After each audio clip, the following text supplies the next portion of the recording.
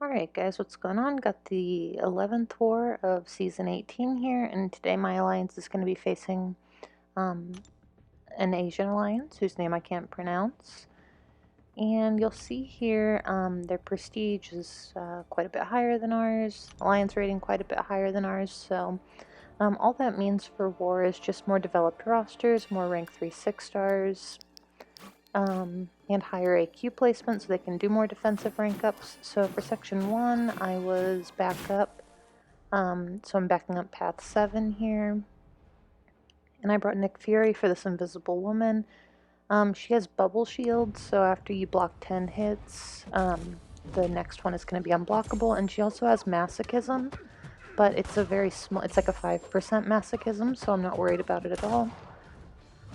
So just gonna come in here with Nick Fury, and yeah, there's not a whole lot to say about this fight. It's pretty easy.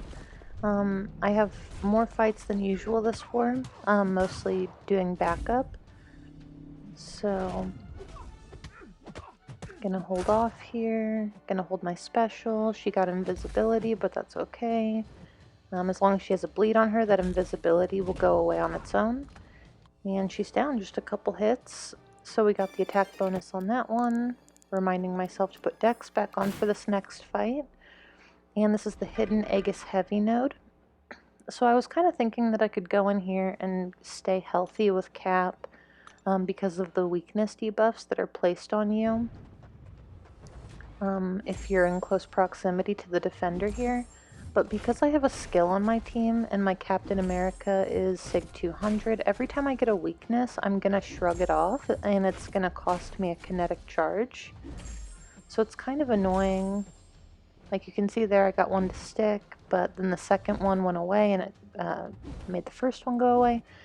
And I always take dexterity off for fighting Dormammu. It costs like 10 units or something, and it's well worth it. It saves a lot more units worth of health potions. So here I'm trying to keep petrifies on him because of the flow defender tactic. He is a flow defender, and I don't mind pushing him to a special 2 because with Captain America Infinity War he can just block it, doesn't take very much damage. So I'm going to go ahead and use my special 3.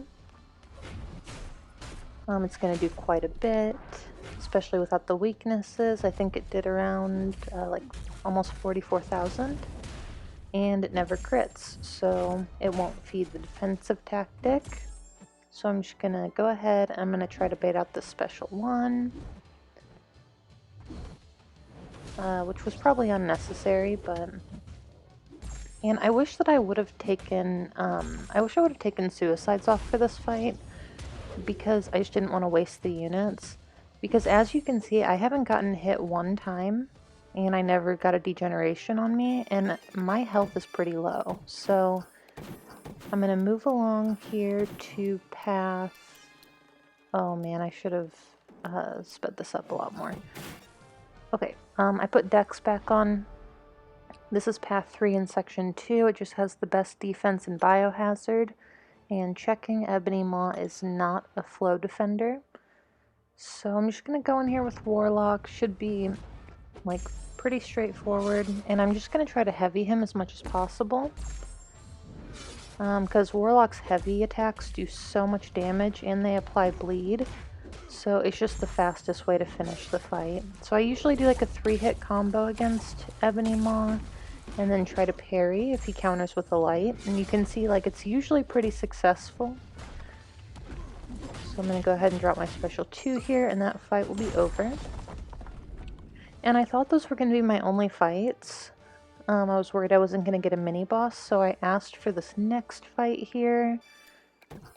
And it's going to be Mysterio, a rank 2 6-star Mysterio. This is Empowered Immunity and Buffet. So basically this is to prevent people from quaking this node. The person who was going to take it wouldn't have quaked it anyway. but I still just wanted extra fights. I had 6-hour boosts on, so I figured I might as well. So I'm just going to parry a couple times, try to get the infection on him, and then I'm going to purposely try to trigger some buffs to keep his power low, because I don't really want to deal with his special attacks in this fight. And I could have done a better job of that. So you can see how much damage the special attacks are doing. It's like 12,000, or I'm sorry, heavy attacks. It's like 12,000 per heavy. So he threw his special one, so now I need to wait out that timer so he doesn't reflect damage back onto me. And right here I'm having kind of a hard time landing a parry, which is annoying. So I'm going to use my special 2. I also had a bunch of extra tech boosts because I stocked up in the off season thinking I was going to be using Ghost, and I have not been. So fight's over with Warlock. Super easy fight. Unless you're trying to use Quake for that fight, it's just ridiculous. So okay, here we had a couple of errors made. This is a rank 3 6-star Warlock, and this is the following day, and 2 people tried to go in here and Quake this fight. And then somebody tried to use Guillotine 2099, and my battle group this war just had a rough one, so I took off suicides. I'm coming in here with Captain America Infinity War, and I'm thinking this should be an easy fight, and it pretty much is. So I'm baiting out the special 2 here. And since I have a skill on the team, my thought was if he places a shock on me, it's not a big deal because I'll just shrug it off as long as I keep my kinetic charges up. So as soon as he gets 2 power gains, I am parrying him. And other than that, I'm just kind of ignoring the flow. So here in a second, right here, I'm going to use a special 3, and I didn't use a heavy attack first, and just look how little damage this does. I'll use another special 3 later in the fight. It did like 2% damage. So like 10,000. So that yeah, that special 3, it really needs the fury attack in order to do decent damage. So I'm just going along here, and you can see this fight's actually going really well, especially since I don't have suicides on and I'm not very boosted. You know, I probably could have just soloed this fight in the first place if I had boosted more appropriately. So there, he wasn't really wanting to throw a special, so I went ahead and intercepted him. And gonna parry his power flood off right there. Another special 2. Just gonna bait this out. It's not really wanting to throw it, but it's not a huge deal. And I'm going to parry that power gain off. I'm going to back up, charge the heavy really quickly.